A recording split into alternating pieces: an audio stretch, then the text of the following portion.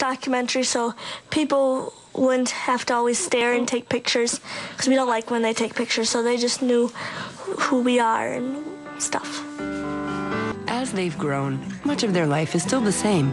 They still live in the same small town in Minnesota with their 14-year-old brother Cody, 12-year-old sister Morgan, parents Mike and Patty, and the family dog, Sadie. To put it simply, Abby and Brittany are not morning people. They needed more sleep. When they wake up in the morning, they're usually cranky. When they get up in the morning, they're very crabby.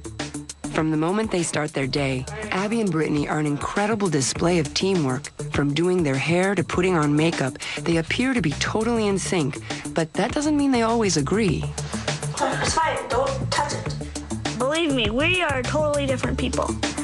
We usually bargain with each other, like, if you do this, I'll give you that, or we take turns. We take turns a lot. When they first started to drive, it was kind of scary because they would hit the brakes and go too slow and then go too fast and then too slow. Hold on, slow a little bit down there. Don't worry. Why do you have your blinker on? Oh. The pressure is on because tomorrow, Abby and Brittany turn 16, and first thing in the morning, they head to the DMV for the driving portion of their licensing test. But the bad news is, 2 tests means 2 chances to fail.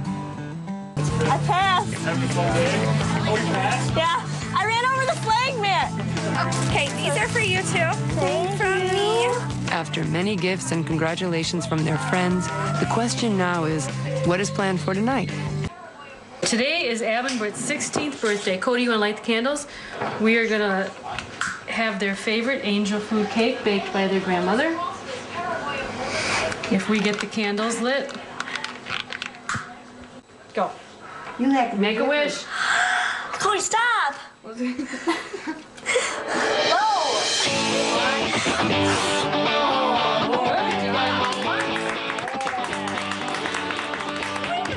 Because they have 2 hearts, lungs, circulatory systems that are conjoined, I'm looking to make sure they're not developing premature high blood pressure, respiratory problems. Perfect. There you go.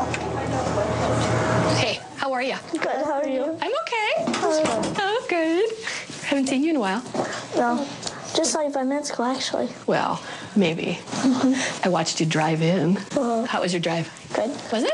The process of their ability to come together is fascinating for me as a primary care doctor, because above the waist, they seem to function independently, and yet they can clap, even though one controls one arm and the other controls the other.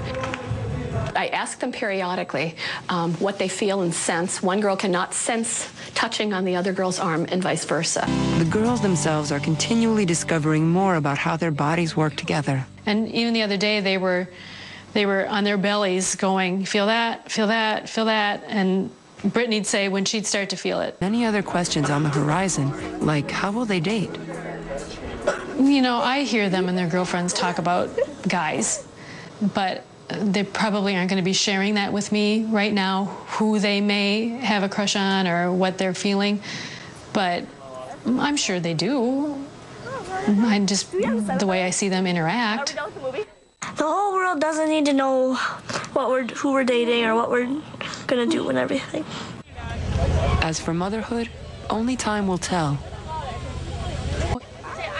Yeah, we're gonna be moms. We haven't thought about how being moms is gonna work yet. We're just 16. We don't need to think about that right now. We might want to go into photography, child development, or stuff with kids.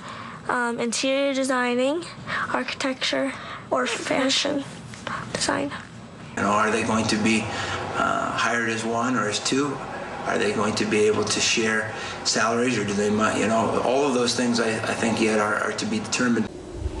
Abby and Brittany have chosen not to appear on all the talk shows or do interviews for the many magazines who make requests, although they could do hundreds. I've had TV people come up to me and say that I owe the world more of an explanation regarding Abby and Brittany. I don't owe the world nothing. And Abby and Brittany don't owe the world anything either. The best thing about being conjoined twins is there's always someone there to talk to. And you're never alone.